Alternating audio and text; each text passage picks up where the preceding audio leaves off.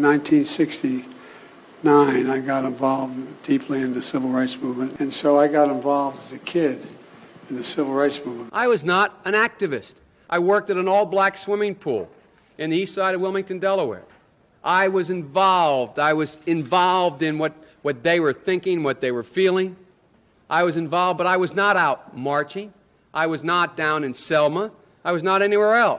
Hello, everybody. My name is Lena Mayen. Today I have the distinct honor of being here at the launch of Black Voters for Harris-Biden with our President and Vice President. Meanwhile, if you look at current CBS News battleground tracking polling, for example, in Pennsylvania among likely black voters compared to 4 years ago in the exit polls, he's down 10% among them, with former President Donald Trump making gains. Why that matters? Elections in Pennsylvania, Georgia, North Carolina, Wisconsin, Michigan, Arizona, Nevada, the battlegrounds, are all going to be decided by single digits, by maybe 4, just 5 figures. Any erosion of support among key constituencies to the Democratic voting coalition, black voters, younger voters, women, Latinos, is a big alarm bell to the president and his team, and a reason why they've got to make sure they're showing. And frankly, the campaign to me has to be far more aggressive. And what I keep articulating over and over and over again is that you have to understand the demographic shift among African Americans. And that is voters who are 55 and under are less likely to identify as Democrats, which means you're going to have to be more aggressive in trying to go after them, spend more money in targeting them, and not just with ads, having community-based conversations. And frankly, I don't think the campaign has fully embraced that. And I think when you look at the polling numbers, your softness there. And I've said on this show, I've said to people directly, the couch is a real foe. All right, guys, so we got to talk about the Democrats who, by the day, are getting more and more and more desperate. You know they're desperate because now they are out here race hustling, right? They're kicking up the race hustling, putting it into overdrive because, hey, according to Joe Biden, in 2020, the reason why he became president is because black Americans voted. In fact, he put out this tweet after his little speech that he did for black voters in Pennsylvania. He says, folks, if anyone is wondering whether your vote matters, remember this, because black Americans voted, I am president. Kamala Harris is a historic vice president and Donald Trump is a loser. Okay, so what Biden is saying, without actually really knowing he's saying it, and I'm not sure Biden actually said this, I'm pretty sure his handler probably wrote this. Okay, what Biden's handler is saying here, without knowing, is that black people are the reason why we got all of Biden's policies, okay? I'm not sure if Biden understands or his handlers understand that this tweet seems to be blaming black people for all of our problems, okay? Because best believe the problems in this country are a direct result of Biden's policies and the progressive policies of Democrats. And Biden is saying that, well, it happened because of black Americans, right? Because black people voted for this, right? This is what he's saying. And hey, statistically speaking, I can't say that he's wrong, okay? Because black people voted for Biden at a 90% clip. However, so it seems, there could be some issues, right? Biden seems to be struggling with black people. He's struggling with Hispanics. The only demographic he's not struggling with, ironically, are the whites, right?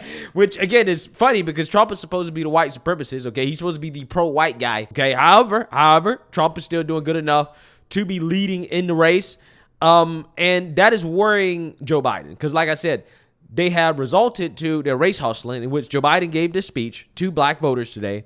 And he admitted that Kamala Harris is a DEI hire. Okay, that the only reason she's vice president is because she's half black, half Asian, and a woman, allegedly, right? And he also did his run-of-the-mill race hustling as well, too, basically trying to say that Trump is evil and that Trump is racist. Take a look. To me, the values of diversity, equality, inclusion are literally, and that's not kidding, the core strengths of America. That's why I'm proud to have the most diverse administration in history. It taps into the full talents of our country. And it starts at the top with the vice president. The threat that Trump poses is greater in his second term than his first. It's clear that when he lost in 2020, something literally snapped in the sky. No, I'm serious. That's why January 6th happened, when he unleashed an insurrection. Now, he's running again, and he's clearly unhinged. He calls insurrectionists who stormed the Capitol patriots. Patriots. If reelected, he wants to pardon, quote, every one of them. Let me ask you, what do you think he would have done on January 6th if black Americans had stormed it? Think about this. What do you think would have happened if black Americans had stormed the Capitol? I don't think he'd be talking about pardons. It's the same guy who wanted to tear gas you as you peacefully protested George Floyd's murder. The same guy who still calls the Central Park Five guilty, even though they were exonerated.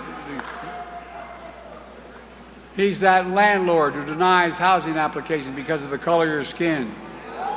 He's that guy who won't say Black Lives Matter and invokes neo-Nazi Third Reich terms. We all remember Trump is the same guy who unleashed birthism, the birthism lie against Barack. Yeah, so it seems as if Joe Biden or one of his handlers just watched an episode of Rachel Maddow on BS DNC and just created his speech from that, right? That's kind of what it seems like to me, because he used every talking point that you hear on that channel. And the problem with this is that the average American, hopefully, is not stupid enough to continue to fall for the old racism okie doke, okay? Because that's what he's doing here. Biden is trying to essentially say, well, Trump racist, I'm good, right? I'm not racist, even though Trump, there are no policies that happened during his administration that I could even argue is pushing racism or is unfair towards black people, right? I can't think of any. Now, I'm pretty sure some race hustler will probably come up with something, right? But is there anything compared to what Joe Biden did? Okay, this is what the woke revolutionaries cry about all the time. Joe Biden's history when it comes to the crime bill, the drug bill, locking up all those black men, a lot of them, just, nonviolent drug offenders. Joe Biden was responsible for locking them up, putting them in a cage. Trump has not put any black men in cages. Not like Joe Biden has. But yet Trump is always the one criticized as if he's the person that has done that, right? As if he's done black people wrong. When, again, the left tends to argue that Biden's policies have hurt black people and a part of the reason why we don't have black fathers in homes, because all of them are locked up, right? This is what they say. But yet these same people who believe this stuff, right, that the system is racist, they are turning around and voting for one of the architects of the so-called systemically racist system that they complain about so much. That is what fascinates me about these pro-Biden black voters, right? They say that, well, we're trying to fight against systemic racism, but yet you're voting for the guy that helped construct what you claim is a part of the systemically racist system. The criminal justice system, right? Again, it really blows my mind. This guy will lie to their face. He claimed he was an activist. He was never an activist. This guy was actively fighting for segregation. And I'm not making it up. That's what Kamala argued at the debate to his face. That you oppose busing. And that personally affected me. This guy giving eulogies at Klans rally, right? Hanging out with Klansmen. Told black people that, hey, if you vote for Mitt Romney, he gonna put y'all back in chains. Then turn around and told Charlamagne the God, if you don't vote for me, you ain't black. You ain't black. I don't understand how black people have allowed themselves to vote for a guy like that. They've convinced themselves Trump's so bad, even though Trump does not have the type of legislative history that Biden has. If anything, when you talk about Trump's record, especially when it comes to black folks and the economy, employment, jobs, net worth, all of those things were headed in the right direction under Trump. Okay? Trump helped get millions of Americans off of food stamps. Less people depended on the system under Trump. These are the real numbers that people should be concerned about when you're talking about Trump versus Biden. Okay? Not racism. Racism is not the biggest concern. Okay? Trump's not a racist, but let's take Biden's word for it that Trump was a racist. Would you rather have a racist guy where the economy was booming, gas prices were low, you're able to feed your family, afford a house, borrowing money was easier if you had to, right? You weren't saddled with so much debt because interest rates are so high?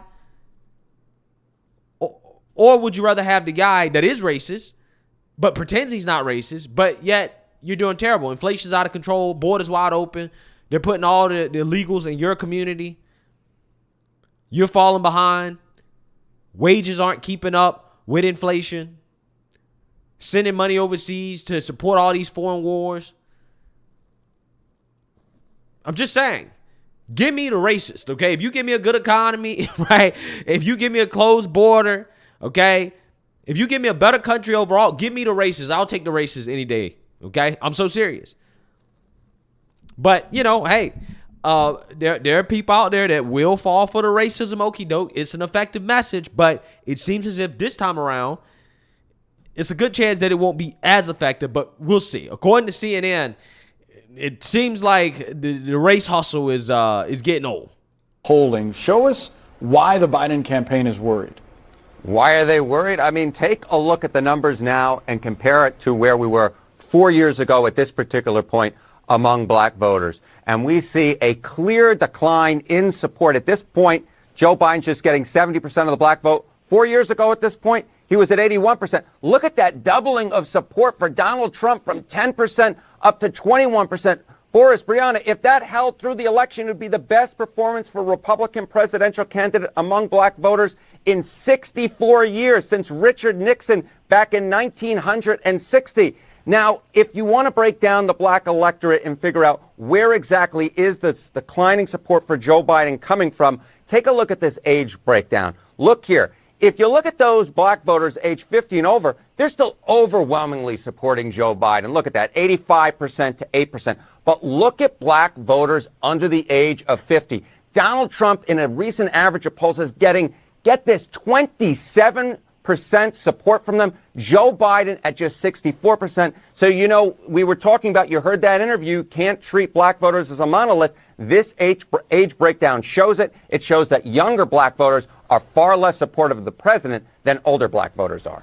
Yeah, that is huge, that number there. What kind of impact are we talking about? What kind of impact could this have on the election, Harry? Yeah, obviously those are national polls. But let's say that we funneled this down to the state level, right? This declining level of support among black voters for Joe Biden. What type of damage would that do to him in the Electoral College? Well, if you just took that into account and you didn't shift any other voters, take a look here. In 2020, based upon the current apportionment, Joe Biden would win 303 electoral votes to Donald Trump's 235. But take into account that shift among black voters. Now, with just this shift among black voters, Donald Trump wins in the Electoral College, 291 electoral votes to 247. Why is that? Take a look at the states that shift. You would see that the states that shift are Arizona, Georgia, Pennsylvania, where Kevin is right now, and Wisconsin. That alone would do it, and that is why black voters are so pivotal to Joe Biden's chances to win re-election. Yeah. Again, this is the classic, Biden Democrats, they need black people to show up, right? Trump doesn't necessarily have to win black people. He doesn't have to win a black vote. Just enough of them just don't need to vote for Joe Biden, right? Or vote for him. Either way is fine. But regardless, this is the conundrum that the Biden administration is in, okay? But, the thing that is kind of weird about this election is that historically, the more people that have voted, the better Democrats do, okay? Because, more ignorant people, younger people come out and vote Democrat, right? People that aren't really paying attention.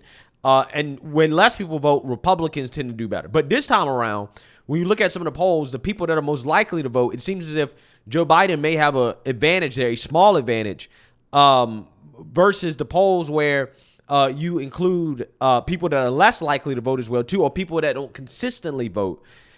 Trump has a huge advantage over Joe Biden when it comes to those people. So that is something to definitely watch out for, right?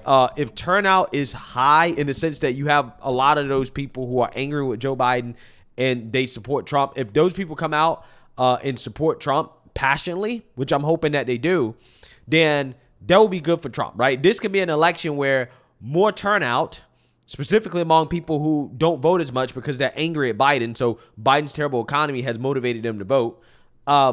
That could be good for Trump, right? Those are the voters that he's looking to turn out and to get to come out and vote. This is why he's holding these rallies in these places like a Bronx, okay, where you have more minority voters, right? A lot of those people probably don't even really, participate like that. But they're so pissed off at Joe Biden and his economy that they're like, hey, you know what? I'm just gonna support Trump, right? I'm gonna hop on the Trump train. I'm just saying. I mean, that's kind of one of the reasons why he's doing rallies in places that, usually, Republicans wouldn't campaign. Okay, this guy's in New Jersey. He's in New York. I hope he goes out to Chicago as well too, just to make a statement. But yeah, I mean, regardless, these states, when it comes to Arizona, when it comes to Georgia, he's doing fine, okay? But Pennsylvania, Wisconsin, he needs to really double and triple down on these states, specifically when it comes to the white vote, right? He has to be able to figure out how he's going to get the working class white voters to turn out for him. Because right now, Biden is doing well among that demographic. So, Trump's going to have to compete, okay? He's really going to have to compete there. Pennsylvania, Wisconsin is where he really has to focus. Harry Enton, alarms going off on the Democratic side. A big opening for Republicans. That is an alarm right there. Harry Enton. Absolutely. It's a huge alarm. It's spiraling. It's ambulance. It's police sirens. It's any alarm you can think of. That should be what's going off on the Democratic side. These numbers, to be honest, could be deadly to Joe Biden's campaign. Yeah, I mean, if those numbers hold up, it's over, right? It's done, right? The election is over. Just pack it up. Trump landslide victory, okay? That's exactly what would happen. So, hey, let me know what you guys think. Make sure you like, comment, and subscribe. Most importantly, share a Black conservative perspective. Peace.